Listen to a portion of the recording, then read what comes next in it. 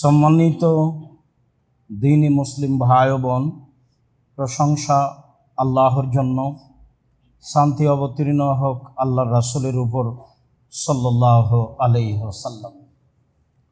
আমরা অবগত আছি আমাদের ধারাবাহিক বিষয়ের কথা, অর্থাৎ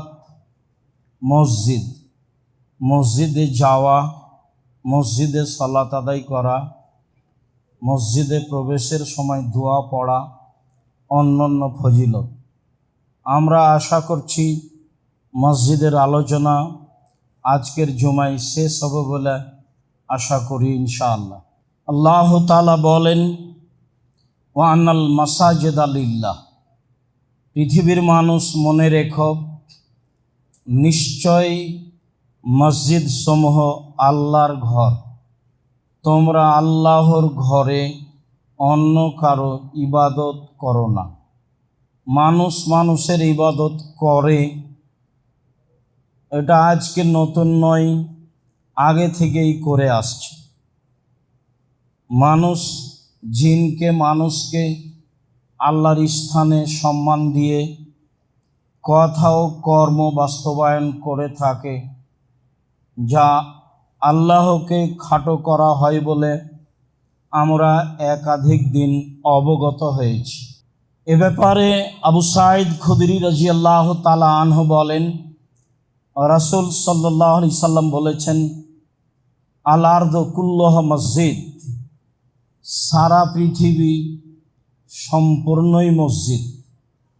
সারা পৃথিবীর সব জায়গাতেই সালাত আদায় করা যায়, ইল্লাল মাকবারা অল হাম্মাম, তবে কবরস্থানে যায় না এবং গোসলখানায় যায় না।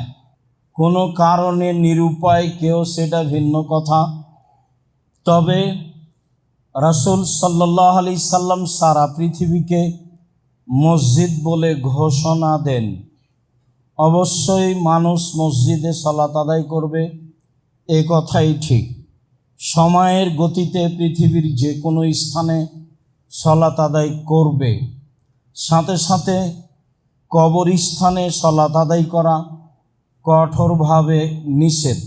জানাজার সালাত কবরস্থানে এমন জায়গায় আদায় করা যাবে না যেখানে কবর আছে, বা সালাত শুরু করলে কবর সামনের দিকে হবে, এমন জায়গায় সালাত আদায় করা যাবে না। কেন? জাবের রাদিয়াল্লাহু তাআলা আনহু বলেন, আল্লাহর নবী বলেছেন, লা তুসাল্লু আলাল কবুরে, পৃথিবীর মানুষ তোমরা কবরের উপরে সালাত আদায় করো না। ওয়ালা তুসাল্লু ইলাইহা, আর কবরের দিকে মুখ করে সালাত আদায় করো না। অন্য এক বর্ণনায় এসেছে, ওয়ালা তুসাল্লু বাইনাল কবুরে, কবরের মাঝে সালাত আদায় করো না। যেসব মসজিদের ভিতরে কবর আছে সেসব মসজিদে সালাত আদায় করা হারাম, নাজায়েজ। সেসব মসজিদে সালাত আদায় করা যাবে না, এটাই চূড়ান্ত। যেসব জায়গায় সালাত আদায় করলে সামনের দিকে কবর আছে প্রমাণ হয়, সেসব মসজিদে সালাত আদায় করা যাবে না।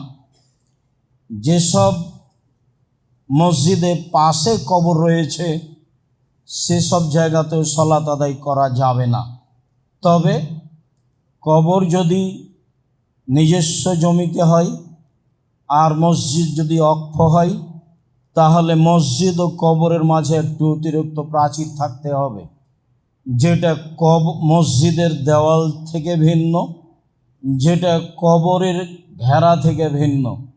অতিরিক্ত একটি প্রাচীর দিয়ে কবর থেকে মসজিদকে ভিন্ন করে নিতে হবে। আশা যে বিষয়টি আমাদের কাছে দিনের মতো স্পষ্ট হয়েছে। ভবিষ্যতে কোনো দিন কোনো জায়গায় যদি সালাত আদায় করে নিই, তারপরে বুঝতে পারি যে অত্র মসজিদে কবর আছে, বা পাশে কবর আছে, বা সামনে কবর আছে, তাহলে সেই সালাত আবারও পড়তে হবে। ভালোভাবে মনে রাখতে হবে। আপনি মনে রাখবেন, আরও দিনই ভাই বোনকে বলবেন যতদিন কথা স্মরণ থাকবে ততদিন আর একজনকে সময় সুযোগে বলতে থাকবেন। এটাই আল্লাহর নবীর আদেশ। আশা যে সকলেই পালন করবেন। ঢাকা শহরের অনেক মসজিদের ভিতরে কবর আছে, যা আপনাদের জানা কথা। সবাই পড়ছে যে এর উত্তর আমাকে আপনাকে দিতে হবে না, সালাত হবে না, এ কথাই ঠিক। এ নিয়ে আর নতুন কিছু বলার নেই। আবু হুরায়রা রাদিয়াল্লাহু তাআলা আনহু বলেন, রাসূল সাল্লাল্লাহু আলাইহি সাল্লাম বলেছেন, সাল্লু ফি মারাবিজিল গানাম, যেখানে ছাগল বাঁধা থাকে সেখানে সালাত আদায় করতে পারো, আদেশ করলেন। আর বললেন, ওয়ালা তুসাল্লু ফি আতানিল ইবিল, যেখানে উট বাঁধা থাকে সেখানে সালাত আদায় করো না। হাদিস সহিহ। রহস্য কি? রহস্য হলো এই যে উট হলো ভয়াবহ প্রাণী। আপনি সেখানে সালাত আদায় করবেন, বিষয়টি আপনার জন্য নিরাপদ নয়। সেই জন্য থাকলো আর একটি কথা, যে ছাগল বাঁধা জায়গায় সালাত আদায় করব আদেশ করলেন, তো ছাগলের পেশাবের ব্যাপার আছে যে, তো সেটা পূর্বের কথা আবারও মনে রাখা ভালো হয়। আসলে আমি কাপড় গাভীর পেশাবে ভিজিয়ে সালাত আদায় করতে বলিনি, তা ছিল একটা পরিস্থিতি। চাঁপাইনবাবগঞ্জের পল্লী এলাকায় বক্তব্য দিচ্ছিলাম। মহিলারা সাধারণত বাড়ির পিছন দিকে সমতল জমিতে পেশাব করতে বসে, পানি ছিটে এসে গায়ে কাপড়ে লাগে। এই কাপড়ে সালাত হবে না, কেননা মানুষের পেশাব ভয়াবহ। মানুষের পেশাবের কারণেই কবরের শাস্তি হয়, এ কথা আল্লাহর নবী বলেন। পক্ষান্তরে হালাল পশু প্রাণীর পেশাবের কথাটা বলা হয়েছিল এইভাবে, যা মৌলিক উদ্দেশ্য ছিল না। একাধিক হাদিস রয়েছে যে আল্লাহর নবী ওই লোকগুলোকে বললেন, যাও তোমরা সাদা কারুঁট যেখানে বাঁধা আছে ওখানে যাও, ওখানে থাকো, উটের দুধ খাও, পেশাব খাও। তা ছিল ওরানা ওকাইল গোত্রের লোকেরা। ওদের মদিনার আবহাওয়া অনুকূলে হয়নি, পেট ফুলে গেছিল। তখন তিনি তাদেরকে উটের পেশাব খেতে বলেছিলেন আর দুধ খেতে বলেছিলেন, যাতে তারা ভালো হয়ে গেছিল। অবশ্যই অপবিত্র হলে পৃথিবীর এত বড় মানুষ খেতে বলতেন না। হাদিস বুখারী মুসলিম। বিবেচনার সুযোগ মানুষের নেই, সুযোগ বিবেচনা করতে হবে না, দাম নেই, যা আছে তাই। যেখানে এরকম ভাবা যায় সেখানে ভাবতে হবে, এখানে নয়। তারপরে তিনি বললেন, ছাগল বাঁধার জায়গায় সালাত আদায় করো। তার মানে ছাগলের পেশাব যদি থাকে, সেই জায়গা যদি শুষ্ক হয়ে যায়, সালাত আদায়ের উপযুক্ত হয়, তাহলে ওই পেশাবের কারণে আপনার সালাতের কোনো সমস্যা নেই। তিনি আদেশ করলেন, ছাগল বাঁধা জায়গায় সালাত আদায় করো। তিনি বললেন, উট বাঁধা জায়গায় সালাত আদায় করো না। তা ছিল সতর্কবাণী।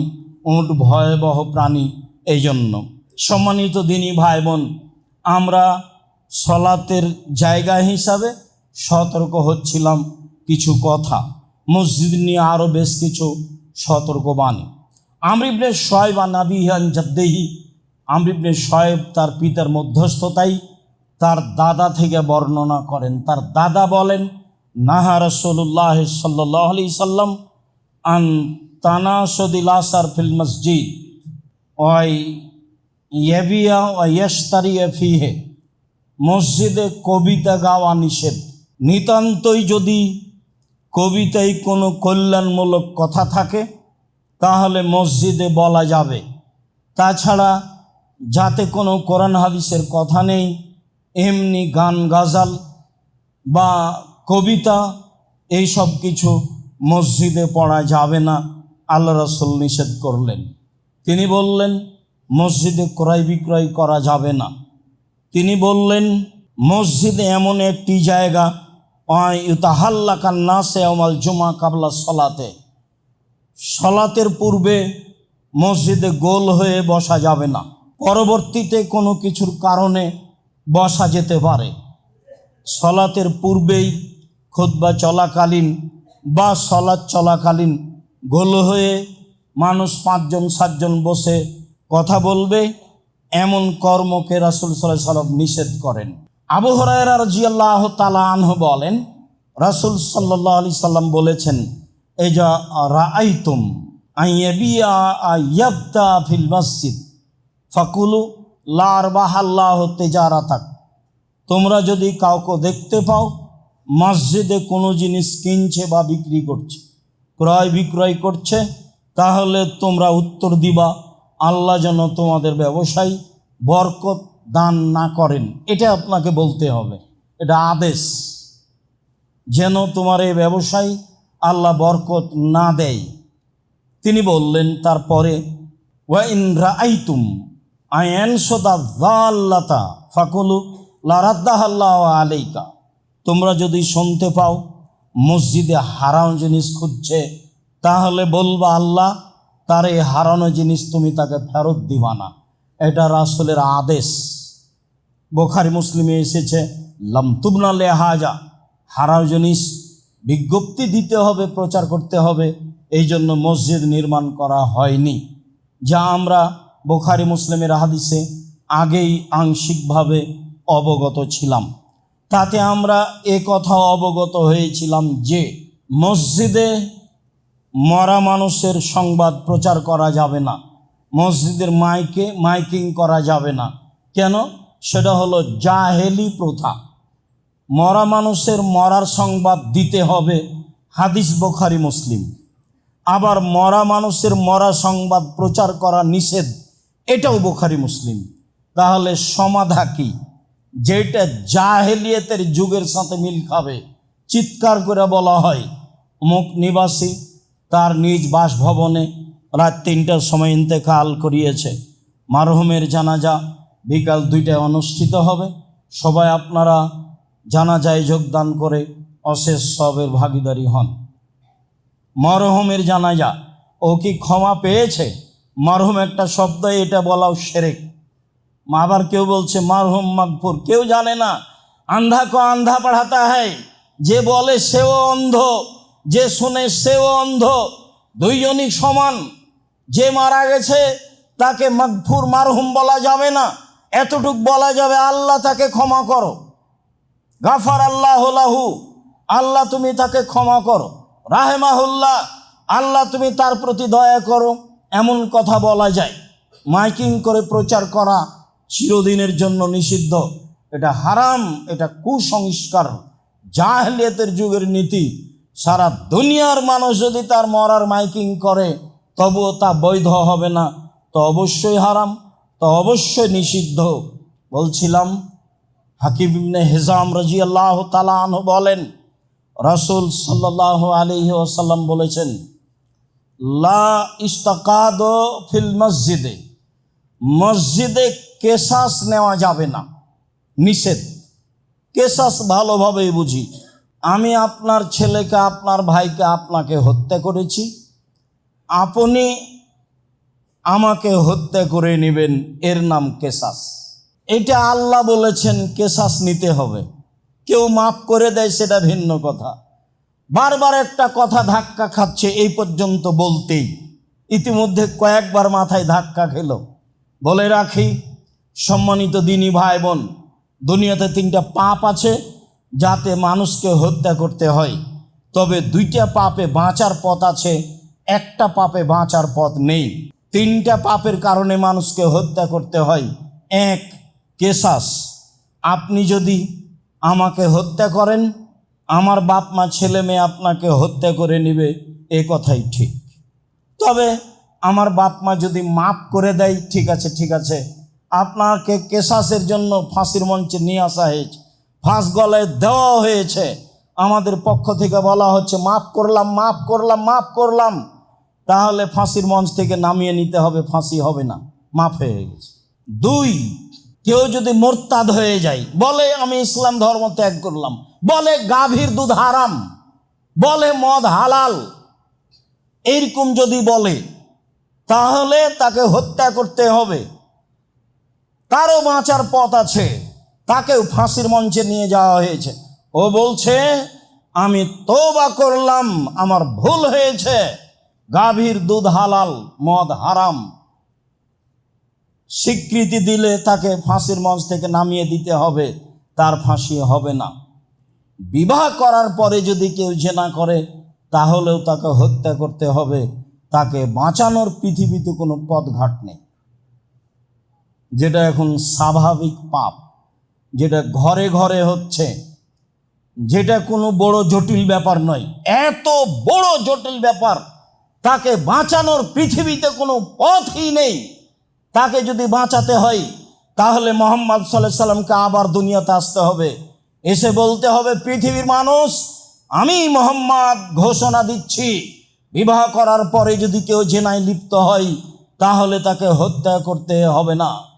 যেহেতু তিনি আর কিয়ামত পর্যন্ত কোনোদিন আসবেন না, কাজে ঘোষণাও কোনোদিন আর হবে না।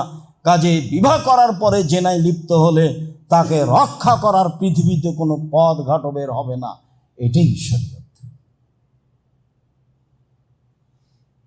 সম্মানিত দিনী ভাই বোন, তারপর রাসূল সাল্লাল্লাহু আলাইহি ওয়াসাল্লাম বলেন, আইন শাদাল্লাহ শার ফিহে, মসজিদে কবিতা গাওয়া নিষেধ।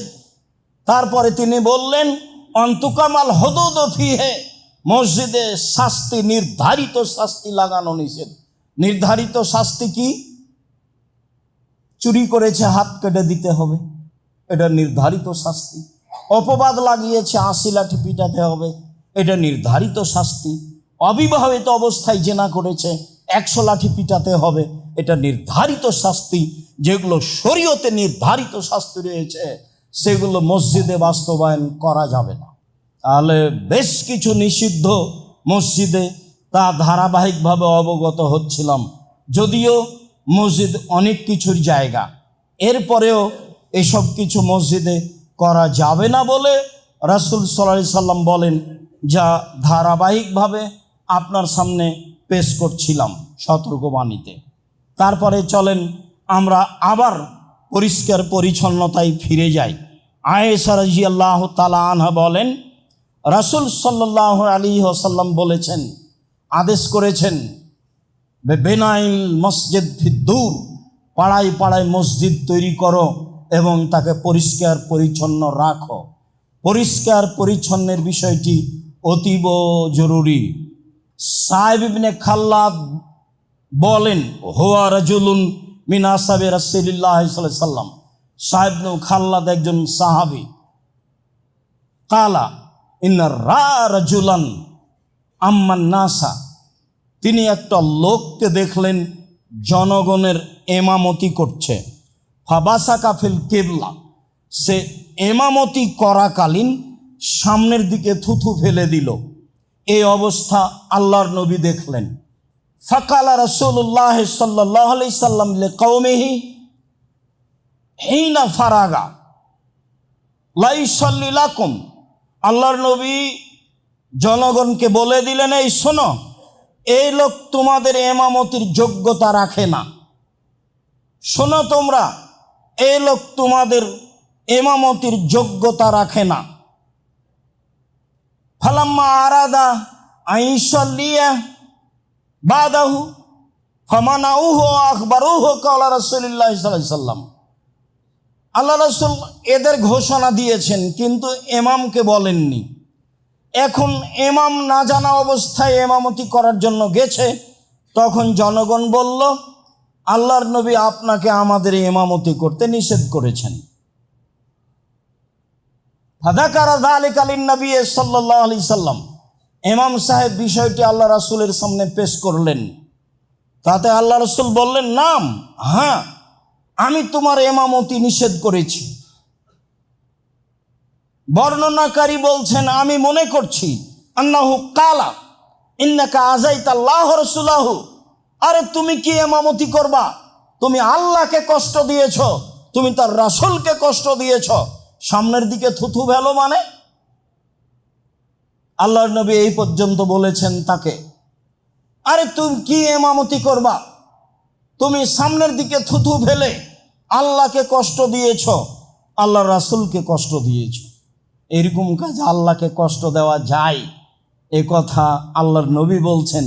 জি, মানুষ যদি যুগকে গালি দেয় তাহলে আল্লাহকে কষ্ট দেওয়া হয়। যদি মানুষ আর একজনকে আল্লাহর জায়গায় বসিয়ে দেয় তাহলে আল্লাহকে কষ্ট দেওয়া হয়। এই কথা আল্লাহ রাসূল বলেছেন, ইয়াসুব্বুনি ইবনু আদম ইয়াসুব্বুদ্দাহারা, ইবনু আদম, আদমের ছেলে মেয়ে আমাকে কষ্ট দেয়, ওরা যুগকে গালি দেয়। ওয়ানা দাহারো, আমি নিজেই হচ্ছে যুগ। উকাল্লেবুল লাইলা ওয়ান নাহারা, আমার আদেশে যুগ চলে। কেন তারা বলবে যুগ খারাপ? বলতে পারে যুগের লোকেরা খারাপ। তারা কেন বলবে যুগ জামানা খারাপ? এ কথা কেন বলবে? যুগ জামানা তো আমি নিজেই, আমার আদেশে যুগ জামানা চলে। যুগ জামানা খারাপ মানে আমি খারাপ, আমার আদেশ খারাপ। বলতে হবে যুগ জামানায় বসবাস করে যারা তারাই খারাপ। এই কথা রাসূল সাল্লাল্লাহু আলাইহি সাল্লাম বললেন। আনাস রাদিয়াল্লাহু তাআলা আনহু বলেন, রাসূলুল্লাহ সাল্লাল্লাহু আলাইহি সাল্লাম নকাতা ফিল মসজিদ ফাশাক্কা যালিকা আলাইহি। একদা আল্লাহর নবী মসজিদে দেখলেন শিকান বা ময়লা পড়ে আছে, এটা তার কাছে খুব ভারী মনে হলো। ফাশাক্কা আলাইহি, এটা তিনি খুব ভারী মনে করলেন। সুম্মা কামা, তারপরে তিনি দাঁড়ালেন। ফাহাক্কাহু বিয়াদিহি, নিজ হাতে ময়লা পরিষ্কার করলেন। আল্লাহ নবী নিজেও মসজিদ পরিষ্কার করেছেন, নিজ হাতে মসজিদ পরিষ্কার করলেন। লোকের অভাব ছিল না। আবু হুরায়রা আছেই, পেট ভাত্তা মাওলানা, মসজিদে পেট চাপা দিয়ে পড়ে আছে। মানুষেরা তার গায়ে পা দিয়ে চলে যায়, তারা তার দাম দেয় না। 24 ঘন্টা অপেক্ষা আছেন আল্লাহর নবী কখন কি বলবেন এটা শোনার জন্য। আল্লাহ রাসূল নিজে হাতে পরিষ্কার করলেন। তারপরে বললেন, অন্নার রাজুল ফাসাল্লা, মানুষ সালাত আদায় করে, ফাইন্না মাইনাজি রব্বাহু, যখনই সালাত আদায় করে তখন সে চুপে চুপে আল্লাহর সাথে কথা বলে। ফাইন্না রাব্বাহু বাইনাহু ওয়া বাইনাল কিবলা, তার প্রতিপালক থাকেন তার মাঝে আর তার কেবলার মাঝে, তার প্রতিপালক থাকেন তার মাঝে আর তার কেবলার মাঝে। তাহলে সামনের দিকে থুথু দিলে তো আল্লাহকে কষ্ট দেওয়া হবেই, সামনে তো আল্লাহ আছেন। এর অর্থ এই নয় যে আল্লাহ সব জায়গায় বিরাজমান। আল্লাহ তার স্থান থেকেই আপনার সামনে অবস্থান করছেন। আপনি সামনে থুথু দিলে তাকে কষ্ট দেওয়া হবে, এ কথাই ঠিক। তিনি বললেন, ফালাইয়াবযুকান্না আহাদুকুম কিবলাতা কিবলাতিহি কিবলা কিবলাতিহি, অবশ্যই তোমাদের কোনো ব্যক্তি যেন সামনের দিকে থুথু না ফেলে। ফালিয়াবযুকান ইয়াসারিহি, প্রয়োজন হলে বামে ফেলবে। আও তাহাতা কাদামিহি, প্রয়োজন হলে পায়ের নিচে ফেলবে। সুম্মা আখাজা রিদাহু তারাফা রিদাইহি, তারপর তিনি তার চাদরের এক পাশ ধরলেন। ফাবাসাকা ফিহে, তার গায়ের চাদরের এক অংশ ধরে সে অংশে থুথু দিলেন। সুম্মা রাদ্দা বাজুহালা বাজিন, তারপর একটা আর একটার সাথে জড়িয়ে এইভাবে হাত দিয়ে ডলে দিলেন। একটা আর একটার সাথে জড়িয়ে এইভাবে হাত দিয়ে ডলে দিলেন। তিনি বললেন, ওয়াফালো হাকাদা, অন্যথায় এমনটা করবে। তাহলে বাম দিকে তো এখন থুথু ফেলা যায় না, মসজিদ তো যা হওয়ার তাই। পায়ের নিচেও থুথু ফেলা যায় না, মসজিদ তো যা হওয়ার তাই। তাহলে এখন কি করতে হবে? রাসূলের শেষ কর্ম যেটা, সেটাই কিয়ামত পর্যন্ত বলবৎ থাকবে। আপনার পকেটে টিস্যু থাকবে, হাতে টিস্যু থাকবে, রুমাল থাকবে। রাসূল সাল্লাল্লাহু আলাইহি সাল্লাম দেখালেন যে রুমালে থুথু দিয়ে দিলেন, দিয়ে এটা হাত দিয়ে ডলে দিলেন। আপাতত রুমালটাকে এভাবে ডলে দিয়ে অথবা টিস্যুটাকে ডলে দিয়ে নিজের জায়গা মতো রাখবেন। এই কথা আল্লাহ রাসূল বললেন এবং নিজে দেখালেন। কিয়ামত পর্যন্ত মসজিদ পরিষ্কার রাখতে হবে, তার একটা সুন্দর নিয়ম দিলেন মুহাম্মদ সাল্লাল্লাহু আলাইহি সাল্লাম। উমামা বাহেলি রাদিয়াল্লাহু তাআলা আনহু বলেন, রাসূল সাল্লাল্লাহু আলাইহি সাল্লাম বলেছেন, ওরে জাত আলাইয়া আমালা উম্মতি হাসানুহা সাইয়্যুহা, আমার উম্মতের সব পাপ সব নেকি আমার সামনে পেশ করা হলো। সবচেয়ে যেটা ভালো নেকি সেটা রাস্তা থেকে এক কষ্টদায়ক জিনিস সরিয়ে দেওয়ার নেকি। রাস্তাঘাট বন্ধ করা চিরদিনের জন্য নিষিদ্ধ, হরতাল কিয়ামত পর্যন্ত হারাম। রাস্তাঘাট বন্ধ, কোনো এমপি মন্ত্রীর জন্য রাস্তাঘাট বন্ধ রাখা কিয়ামত পর্যন্ত নিষেধ। খুব ভালোভাবে মনে রাখবেন, একাধিক হাদিস, দুই একটা নয়। আর যেখানে রাস্তার গন্ডগোল হবে সেটাও হবে ডবল, এটাও তার আদেশ। রাস্তার গন্ডগোল হলেই তা ডবল হবে। তাহলে সেই কালে মরুভূমির মানুষ, আরে সবই রাস্তা, সারা পৃথিবী বিরান পড়ে আছে আজও। যান 1500 বছর পরে গিয়ে দেখেন সারা পৃথিবী ফাঁকা, গোটা দেশ ফাঁকা, ঘন্টার ঘন্টা গাড়ি চলে, কোনো বাড়ি ঘর নেই। রাস্তার সমস্যা তো আমাদের দেশে, ঘনবস্তি। মনে হচ্ছে যে তিনি আমাদের দেশে, আমাদের বাড়ি, আমাদের এলাকা দেখেছেন, দেখে এরকম আদেশ করছেন, ভাবে মনে হচ্ছে। সম্মানিত দিনী ভাই বোন, তিনি বললেন আমার কাছে সবচেয়ে যেটা খারাপ পাপ পেশ করা হলো সেটা হলো মসজিদে ময়লা পড়ে আছে, তা পরিষ্কার করা হলো না। এই পাপ আমার কাছে সবচেয়ে খারাপ। পরিষ্কারের বিষয়টি খুব ভালোভাবে যারা আপনারা মসজিদের তদারকি করেন, দেখাশোনা করেন, সভাপতি হিসাবে, মুতাল্লি হিসাবে, সেক্রেটারি হিসাবে, মসজিদে ঢোকার সাথেই আপনি বারান্দা থেকে দেখা শুরু করবেন মসজিদের অবস্থা কি, ঝকঝকে হয়ে আছে কিনা, পরিষ্কার ঠিক আছে কিনা, মাদুর ঠিক মতো আছে কিনা, সব কিছু সাজানো গোছানো কিনা, সব আপনাকে তদন্ত করতে হবে। এর নাম দায়িত্বশীল। সম্মানিত দিনী ভাই বোন, মসজিদে ঢুকলে দুয়ার কয়েকটি পদ্ধতি। ওসাইদ রাদিয়াল্লাহু তাআলা আনহু বলেন, আল্লাহ নবী বলেছেন, এজা দাখালা আহাদুকুমুল মসজিদা ফালিয়াকুল আল্লাহুম্মা আফতাহ লি আবওয়াবা রাহমাতিক।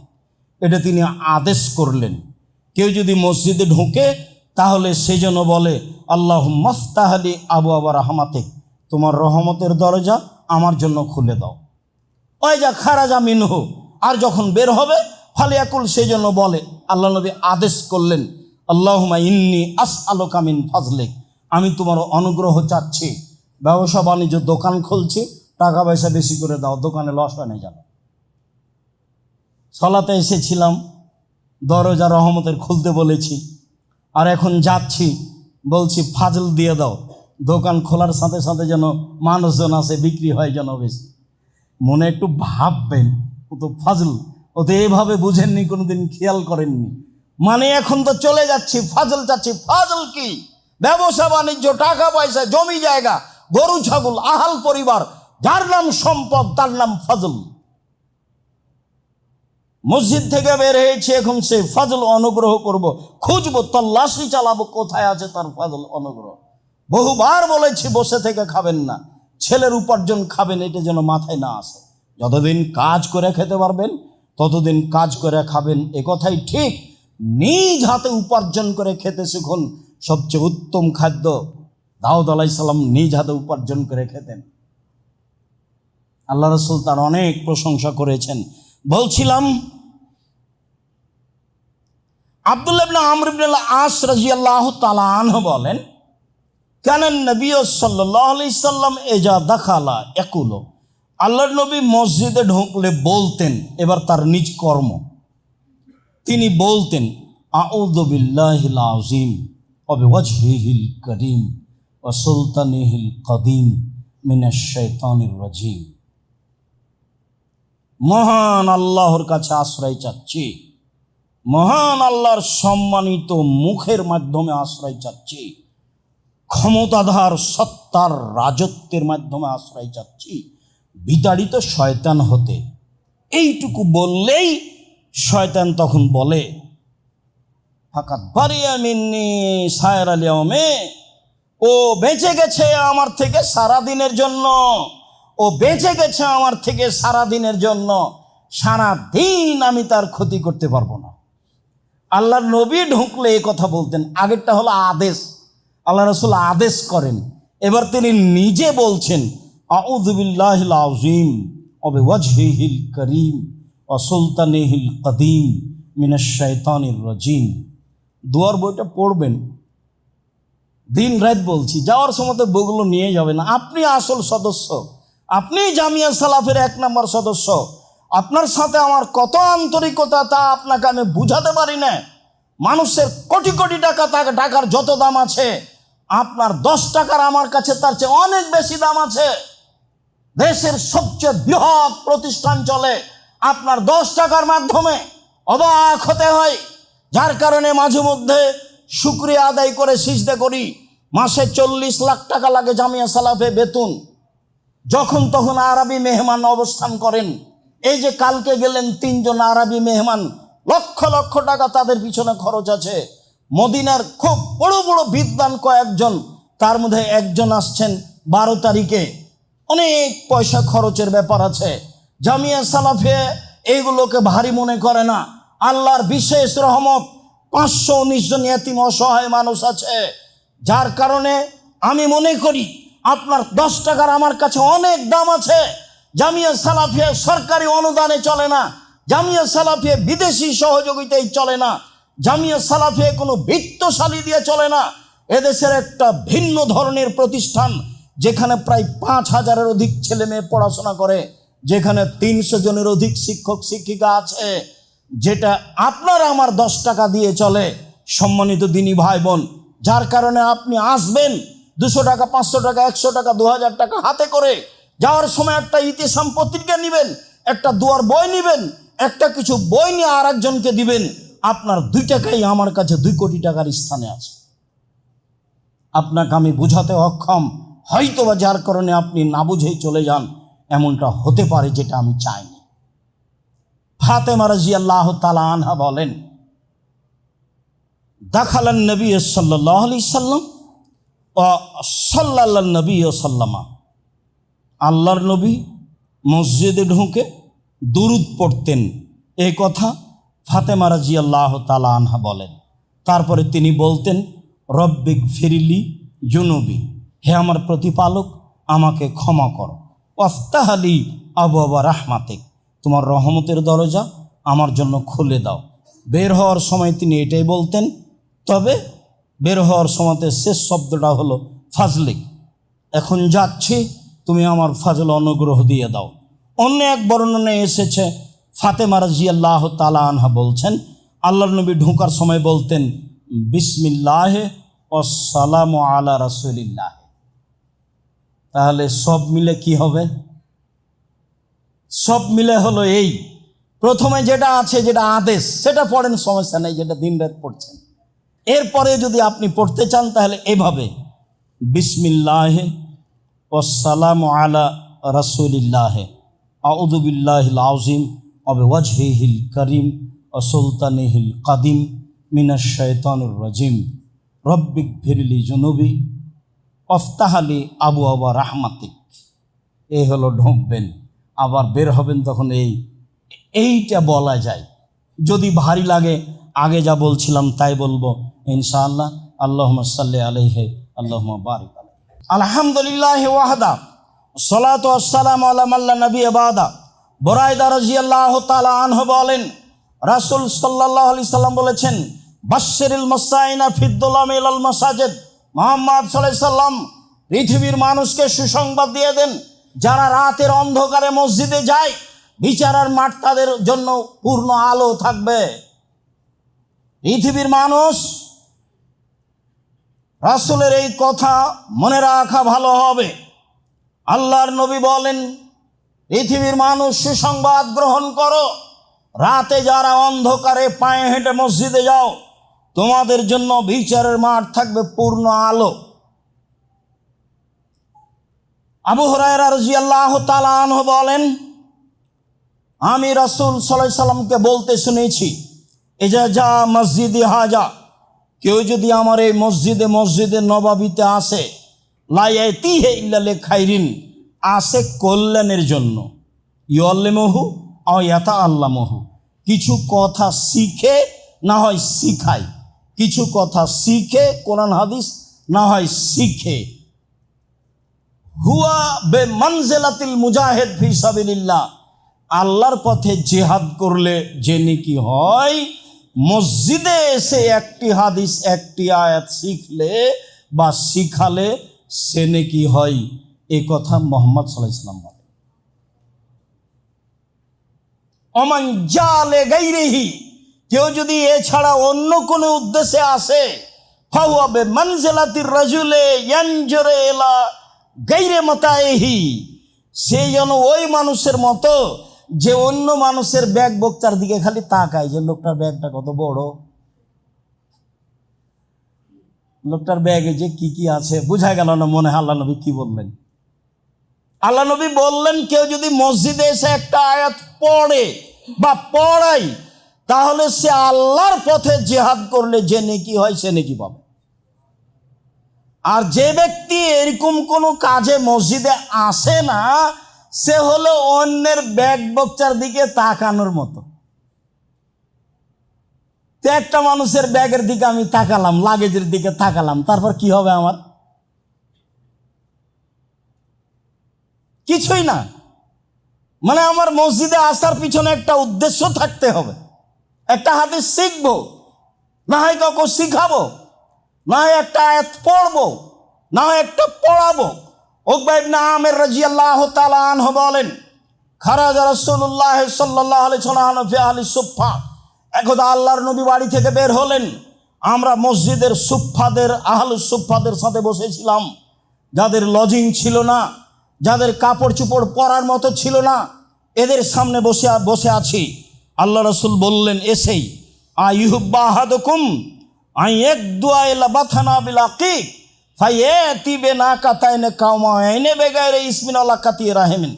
সঙ্গী সাথী শোনো, কেউ যদি বাথা বাজারে যায়, কেউ যদি কথার কথা ঢাকা কাওরান বাজারে যায়, গিয়ে দুইটা উট পায়, মোটা তাজা, এমনিতেই, চুরিও নয়, আঘাত করেও নয়, ডাকাতি করে নয়, এমনিতেই পাই, তাহলে সে যাবে কি?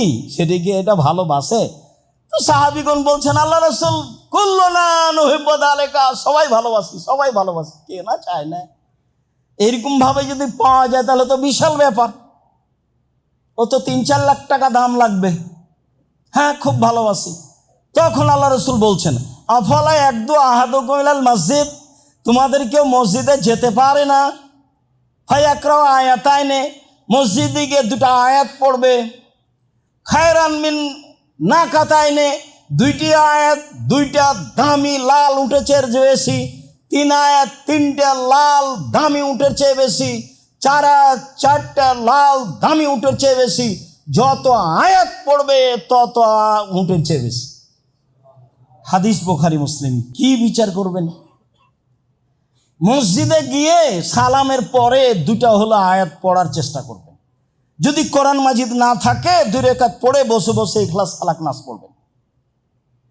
সালামের পরে বসে থাকবেন, দুটা আয়াত কোরআন মাজিদ পড়বেন।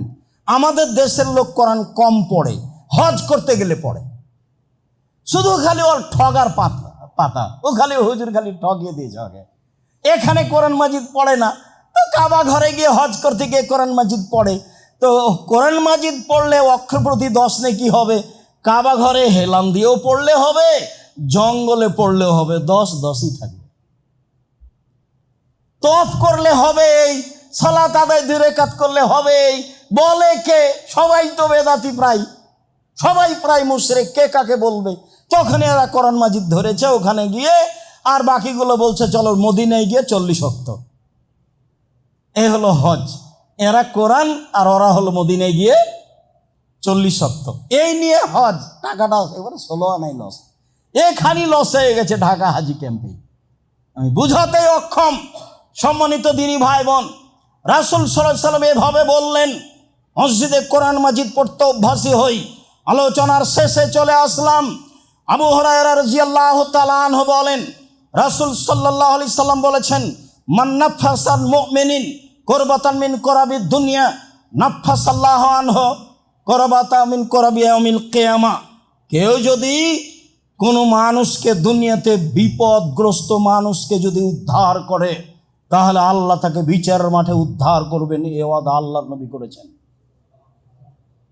তিনি বলেছেন, ওমা ইয়াসসারা আন মুমিনিন ইয়াসসারাল্লাহু আলাইহি ফিদ দুনিয়া ওয়াল আখিরা। বিপদগ্রস্ত মানুষের প্রতি যদি কেউ সহযোগিতা করে, টাকা পয়সা দিয়ে সুপারিশ করে, তাহলে আল্লাহ তার সাহায্য করবেন ইহকালে ও পরকালে। তিনি বলেন, মান সাতারা মুসলিমান সাতারাহুল্লাহু ফিদ দুনিয়া ওয়াল আখিরাহ। কেউ যদি মুসলমান পুরুষ নারীর দোষকে ঢেকে রাখে, তাহলে আল্লাহ বিচারের মাঠে এবং ইহকালে তার সব দোষ ঢেকে রাখবেন, কাউকে বলবেন না, কাউকে জানতে দিবেন না। তাই তো আমি বলি, ওই সাংবাদিক আসলেই বলি যে আপনার রুজির কোনো পথ নাই দুনিয়াতে, এই পথ আপনি বাছাই করেছেন। সাংবাদিক সাহেব, আপনার রুজির আর দুনিয়াতে আল্লাহ পথ দেয়নি। আপনার কাজই তো হচ্ছে মানুষের দোষ ত্রুটি উদ্ঘাটন করার লেখা। কেমনে রুজি হালাল হতে পারে, কাজটাই হারাম। সঠিক তথ্য হলেও যেই তথ্য মানুষের মান সম্মানের ব্যাপার, সেই তথ্য প্রকাশ করা কঠিনভাবে নিষেধ। রাসূল সাল্লাল্লাহু আলাইহি ওয়াসাল্লাম এটাই বলেছেন। তিনি বলেছেন, আল্লাহু ফিনাল বিমাকান আল আব্দু ফিনা আখিহি। অতক্ষণ পর্যন্ত আল্লাহ মানুষের সাহায্যে থাকে যতক্ষণ পর্যন্ত মানুষ মানুষের সাহায্যে থাকে। মানুষের উপকারে থাকবেন, কোনো সময় ক্ষতিতে থাকবেন না। যা করেছে করেছে, সব মাপ। যা বলেছে বলেছে, সব মাপ। জীবনে প্রতিশোধ নেবেন না। বহুদিন বলেছি, প্রতিশোধের পাতা ছিঁড়ে দিবেন। যতদিন পর্যন্ত আপনি মানুষের সাহায্যে থাকবেন, ততদিন পর্যন্ত আল্লাহ আপনার সাহায্যে থাকবে। এই কথা মুহাম্মদ সাল্লাল্লাহু আলাইহি ওয়াসাল্লাম বলেন। তিনি বলেন, ওমান সালাকা তারিকান ইয়াতলুবু ফিহি ইলমান সাহালাল্লাহু বিহি তারিকান ইলাল জান্নাহ। কেউ যদি বিদ্যা অর্জনের জন্য বের হয়ে যায়, তাহলে সে জান্নাতে যাবেই। তিনি বলেন, অমাজতামা কওমুন ফি বাইতিন মিন বুয়ুতিল্লাহ ইয়াতলুনা কিতাবাল্লাহ ইয়াতাদারাসুনাহু বাইনাহুম ইল্লা নাযারাত আলাইহিমুস সাকিনা। কেউ যদি মসজিদে বসে বসে কোরআন তেলাওয়াত করে, মসজিদে বসে বসে তাফসির নিয়ে আলোচনা করে, কোরআন তেলাওয়াত করে, ফাজাইলে আমল নয়। বুখারীর দার্স হতে হবে, সঠিক কোরআনের তাফসির হতে হবে। মিথ্যা কথা জাতির সামনে পেশ করবেন, জবাব দিতে হবে। পৃথিবীর মানুষ শুনে রেখো, কেউ যদি আমার একটা কথা জানে, সে যেন অন্যকে বলে। পৃথিবীর মানুষ শুনে রেখো, বনি ইসরায়েলের কাহিনী বলে কোনো দোষ নেই। পৃথিবীর মানুষ শোনো, কেউ যদি কোনো কথা আমার নামে বলে, সেই কথা যদি আমার না হয়, তাহলে তার থাকার জায়গায় জাহান্নাম। জুব্বা যত বড় হোক, আলখাল্লা যত বড় হোক, পাগড়ি যত বড় হোক, হুজুর যেটা বলেছেন সেই মুখের কথা যদি রাসূলের না হয়, তাহলে তাকে জাহান্নাম যেতে হবে। এটাই চূড়ান্ত হাদিস, বুখারী মুসলিম। সম্মানিত দিনী ভাই বোন, মসজিদে বসে কোরআন তেলাওয়াত হবে, আলোচনা হবে, বুখারীর দার্স হবে, তাহলে এই জায়গাটুকুকে ফেরেশতা ঘিরে নেবেন। আল্লাহ এইটুকু দয়া রহমত দিয়ে ঘিরে নেবেন। আর যারা পড়বে তাদের ব্যাপারে গৌরব করবেন জিবরাইল, মেকাইল সবার সাথে। দেখো, এদেরকে সৃষ্টি করতে নিষেধ করেছিলে, দেখো না কেমন তারা দার্স তাদরিসের কাজ করে, আমার চর্চা করে, আমাকে চিনা জানার হিসাব করে। এদের তুমি নিষেধ করেছিলে সৃষ্টি করতে। এরপরে বলছেন শেষ বাক্য, মান বাত্তাবিহি আমালুহু লাম ইসরাবিহি নাসাবুহু। যদি কারো কর্ম কাউকে পিছে হটিয়ে দেয়, তার বংশ মর্যাদা তাকে আগে বাড়াতে পারবে না। চৌধুরী নাম দিয়ে আপনি বিচারের মাঠে লাভ করতে পারবেন না। প্রধান দিয়ে আপনি বিচারের মাঠে লাভ করতে পারবেন না। ভাবি বাপ অনেক বড় মানুষ, সেই জন্য আপনার কোনো কাজে আসবে এই কথা নয়। আল্লাহ রাসূল বলছেন, কাউকে যদি কারো কর্ম যদি কাউকে পিছে হটিয়ে দেয়, বংশ মর্যাদা তাকে আগে বাড়াতে পারবে না। এই কথাই ঠিক।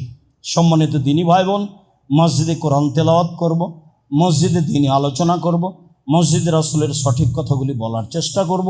এটা আমাদের চেষ্টা করতে হবে, নিজ পাড়ায় চেষ্টা করতে হবে, ব্যবস্থা করতে হবে। যারা দায়িত্বশীল তাদেরকে করতে হবে। সম্মানিত দিনী ভাই বোন, আজকে মসজিদের আলোচনা এ পর্যন্ত শেষ করে আমি শেষে আপনাকে আবারও বলছি, আপনি অবশ্যই জামিয়া সালাফের কথাটা মনে রাখবেন। আপনি 500 টাকা, 200 টাকা, 5 টাকা, 1 টাকা হলেও কোটাটায় দিয়ে যাবেন। আপনি হচ্ছেন আসল ব্যক্তি জামিয়া সালাফিয়ার। কাজে কোনো সময় আপনি নিরাশা হবেন না, মনটা খারাপ করবেন না, মনটা সংকুচিত করবেন না, কম হোক আর বেশি হোক। সাথে সাথে রাসূলের এই বলা কথাগুলি নিজের জীবনে বাস্তবায়ন করার চেষ্টা করবেন। আল্লাহ আমাদের যারা মারা গেছে, তুমি তাদের কবরের শাস্তি মাফ করো।